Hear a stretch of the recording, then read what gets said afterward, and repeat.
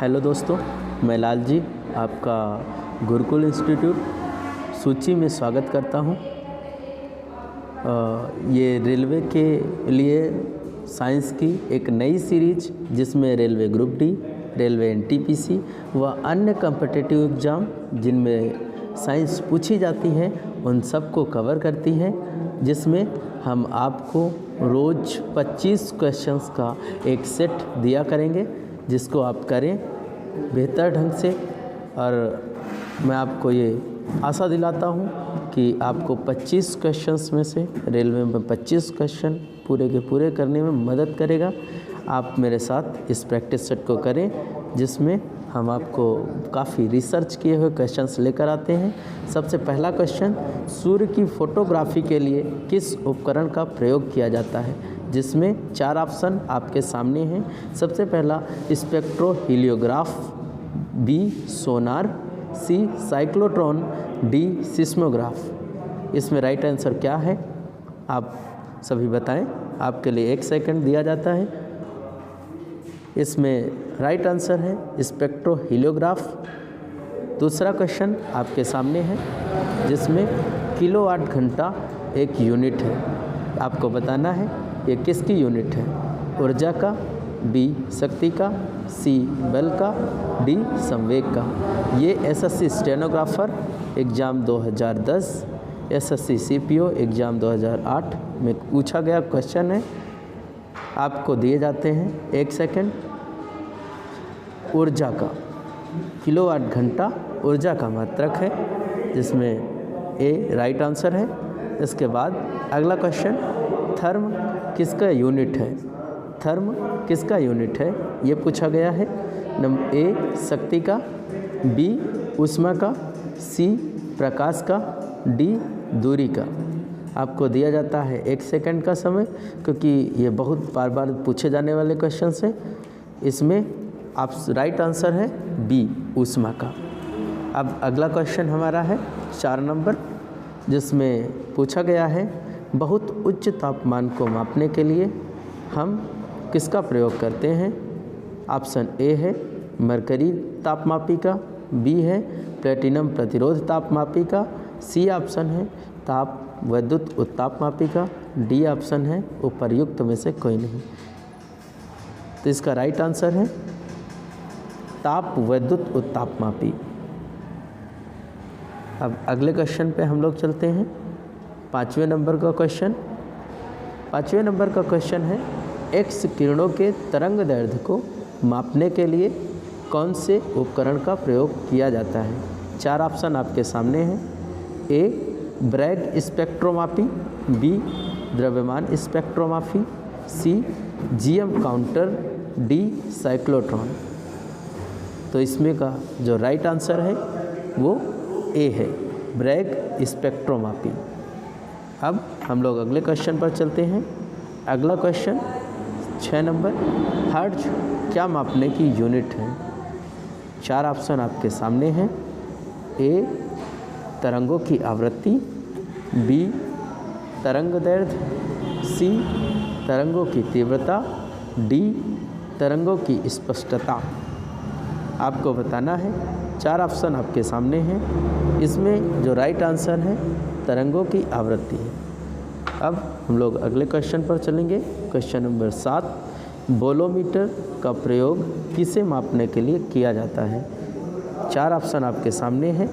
इसमें ए आवृत्ति, बी तापमान, सी वेग, डी तरंग दैर्ध्य। आपको बताना है बोलोमीटर किसके मापन के लिए प्रयोग किया जाता है। इसका जो राइट आंसर है वो बी तापमान। अब हम लोग अगले पे चलेंगे। अगला क्वेश्चन 8 नंबर, एक्सरे की खोज किसने की थी। आपको बताना है एक्सरे की खोज किसने की थी। 4 ऑप्शन आपके सामने हैं। ए बैकेरल, बी रॉन्टजन, सी मैडम क्यूरी, डी वान लू। आपको चारों में से एक सही है उसे बताना है। तो एक्सरे की खोज रॉन्टजन ने की थी, बी ऑप्शन राइट आंसर है। हम लोग अब अगले क्वेश्चन पर चलेंगे। अगला क्वेश्चन है प्रकाश वर्ष क्या होता है। प्रकाश वर्ष क्या है? 4 ऑप्शन आपके सामने हैं। ए, वह वर्ष जिसमें सूर्य का प्रकाश अधिकतम रहा हो। बी, वह वर्ष जिसमें कार्यभार हल्का रहा हो।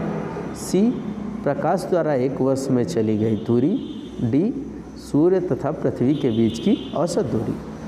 तो आपको बताना है इसमें राइट आंसर क्या है। इसमें का राइट आंसर है प्रकाश द्वारा एक वर्ष में चली गई दूरी, यानी कि राइट आंसर हमारा सी है। अब हम लोग अगले क्वेश्चन पर चलेंगे। अगला क्वेश्चन है हमारा पार्शिक मात्रक है, यानी पार्शिक बताना है किसका मात्रक है। 4 ऑप्शन आपके सामने हैं। ए, दूरी का। बी, समय का। सी, प्रकाश की चमक का। डी, चुंबकीय बल का। 4 ऑप्शन आपके जो सामने हैं उनमें से राइट आंसर है दूरी का। पार्शिक दूरी का मात्रक है, राइट आंसर ए है। अब हम लोग अगले क्वेश्चन पर चलेंगे। अगला क्वेश्चन है हमारा 19 नंबर, जिसमें आपको ये बताना है 19 नंबर नहीं, सॉरी, अगला क्वेश्चन आपका है 11 नंबर। 11 रक्त दाब मापने का यंत्र है। आपको बताना है रक्त दाब मापने का यंत्र क्या है। 4 ऑप्शन आपके सामने हैं। A, tachometer.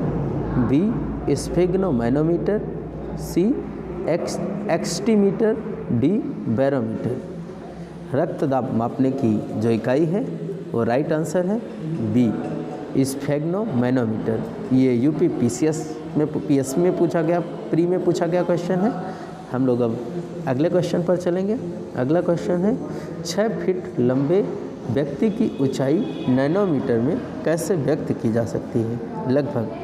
तो आपको बताना है कि 6 फीट लंबे व्यक्ति की ऊंचाई नैनोमीटर में कैसे व्यक्त की जा सकती है। तो 6 फीट लंबे व्यक्ति की ऊंचाई नैनोमीटर में 4 ऑप्शन आपके सामने हैं। 183 × 6 10 की घात 6 नैनोमीटर, या बी ऑप्शन 234 × 10 की घात 6 नैनोमीटर।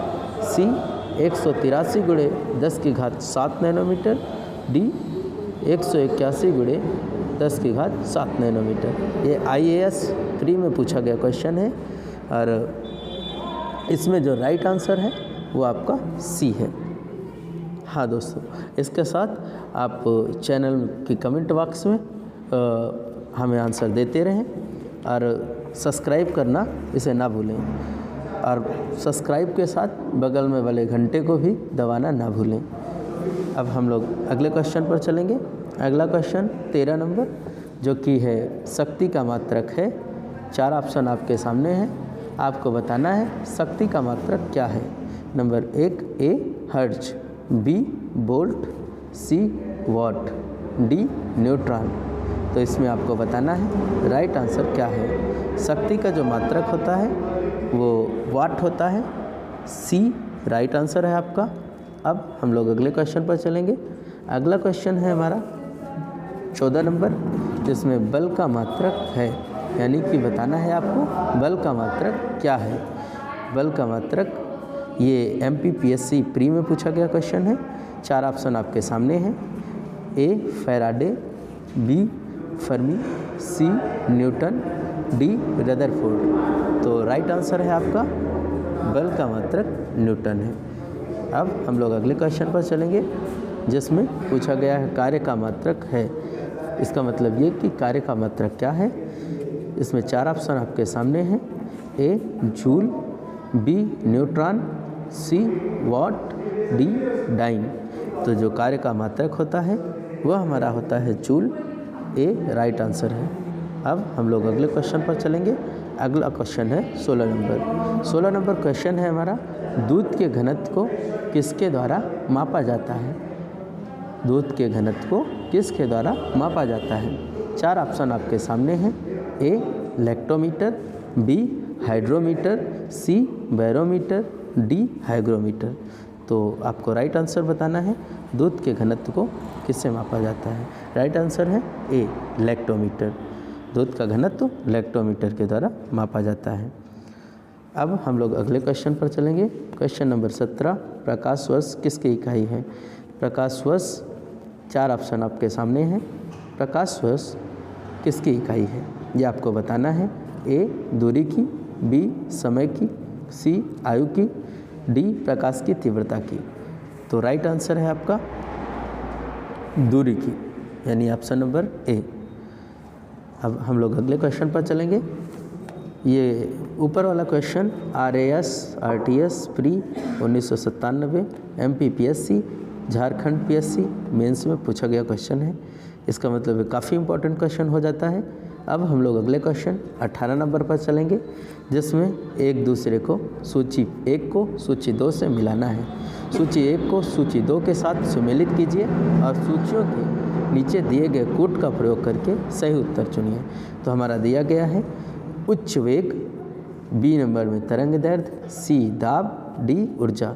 उच्च वेग को मापने की जो इकाई है वो हम लोग जानते हैं मैक से नापी जाती है, यानी कि ए का 1। बी तरंग दैर्ध्य को हम लोग एंगस्ट्रॉम में जनरली माप लेते हैं, इसका मतलब बी का 2। और सी दाब है, दाब को हम लोग पास्कल में मापते हैं। और डी ऊर्जा है, यानी कि ऊर्जा को जूल में मापते हैं, यानी ये लगातार सही है।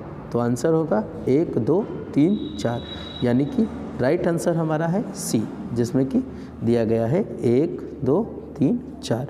अब हम लोग अगले क्वेश्चन पर चलेंगे। अगला क्वेश्चन है हमारा 19 नंबर। 19 नंबर में अब हमें बताना है कि 1 हार्स पावर में कितने वाट होते हैं। 1 हार्स पावर में कितने वाट होते हैं। 4 ऑप्शन आपके सामने हैं। ए 1000, बी 750, सी 746 या डी 748। ये MPPSC प्री में 1991 में पूछा गया क्वेश्चन है। तो इसमें राइट आंसर आपका हो जाता है 746 वाट, यानी कि राइट आंसर आपका सी है। अब हम लोग अगले क्वेश्चन पर चलेंगे। अगला क्वेश्चन 20 नंबर क्वेश्चन। इसमें पूछा गया है जूल ऊर्जा से उसी तरह संबंधित है जैसे पास्कल संबंधित है। तो 5 ऑप्शन आपके सामने हैं, जिसमें ए मात्रा, बी दबाव, सी घनत्व का, डी शुद्धता का, ई उपर्युक्त में से कोई नहीं। ये छत्तीसगढ़ PSC प्री 2015 में पूछा गया क्वेश्चन है। आपको राइट आंसर बताना है। दोस्तों आपको बता दें कि इन सब का उत्तर आप कमेंट बॉक्स में देते चलें, और जो भी सही आंसर आप अपने काउंट करते चलें, और अंतिम में कमेंट बॉक्स में ज़रूर लिखें कि आपके कितने आंसर सही हुए हैं। इससे आपका कॉन्फिडेंस लेवल बढ़ेगा और रोज़ आप कितने क्वेश्चन सीख रहे हैं ये आप जान पाएंगे। तो इसमें का जो राइट आंसर है वो जूल ऊर्जा से उसी तरह संबंधित है जैसे पास्कल संबंधित है। तो पास्कल इसमें राइट आंसर है। पास्कल दबाव से संबंधित है, यानी कि राइट आंसर बी हो जाता है आपका। अब अगला क्वेश्चन जो हमारा है वो है 21 नंबर क्वेश्चन, जिसमें निम्नलिखित में से कौन सा एक सुमेलित नहीं है। तो हमें बताना है कि इसमें से कौन सा सुमेलित नहीं है। जिसमें ए डेसिबल ध्वनि प्रबलता की इकाई है, सही है बिल्कुल। बी अश्वशक्ति शक्ति की इकाई है, सही है बिल्कुल। फिर सी समुद्री मील हमारा नौ संचालन में दूरी की इकाई है, ये भी सही है बिल्कुल। उसके बाद डी में आ जाते हैं सेल्सियस ऊष्मा की इकाई है, ये गलत हो जाता है आपका। सेल्सियस ऊष्मा की इकाई नहीं, सेल्सियस तापमान की इकाई है। ये UPPSC प्री 2001 में पूछा गया क्वेश्चन है। UPPSC मेंस स्पेशल 2004 में पूछा गया क्वेश्चन है। तो इसलिए इसमें जो राइट आंसर आपका हो जाता है वो डी हो जाता है। सेल्सियस ऊष्मा की इकाई नहीं है। इसमें पूछा है कौन सा सुमेलित नहीं है। तो हम लोग अब अगले क्वेश्चन पर चलते हैं। अगला क्वेश्चन हमारा है 22 नंबर क्वेश्चन। इसमें हम क्वेश्चन पूछा गया है 1 पिकोग्राम किसके बराबर होता है, यानी 1 पिकोग्राम बराबर होता है। तो ए 10 की घात -6 ग्राम के, बी ऑप्शन है 10 की घात -9 ग्राम के, सी 10 की घात -12 ग्राम के, डी है 10 की घात -15 ग्राम के। तो इस क्वेश्चन को जो राइट आंसर हो जाएगा वो हो जाएगा हमारा सी नंबर, यानी 1 पिकोग्राम -12 ग्राम के बराबर होता है। हम अब अगले क्वेश्चन पर चलेंगे। अगला क्वेश्चन हमारा है 23 नंबर, जिसमें पूछा गया है पास्कल इकाई है, माने पास्कल किसकी इकाई है। तो हमें बताना है पास्कल किसकी इकाई है। 4 ऑप्शन आपके सामने हैं। पहला है आर्द्रता की, बी है दबाव की, सी है वर्षा की, डी है तापमान की। तो हमें बताना है पास्कल किसकी इकाई है।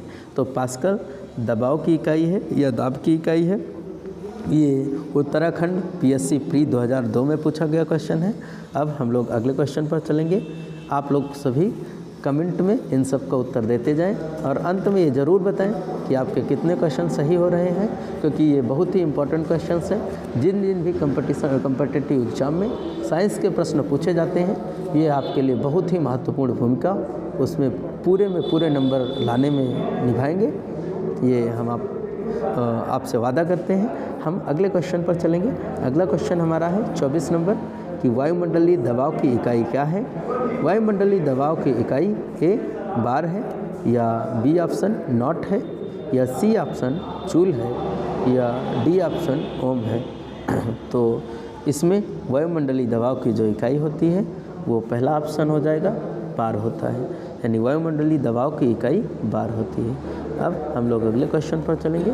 अगला क्वेश्चन जो कि अंतिम क्वेश्चन है हमारा, अंतिम क्वेश्चन ये है कि तेल का एक बैरल निम्न में से लगभग कितना होता है। तो तेल का एक बैरल कितना होता है, उसका आयतन कितना होता है, ये हमें बताना है।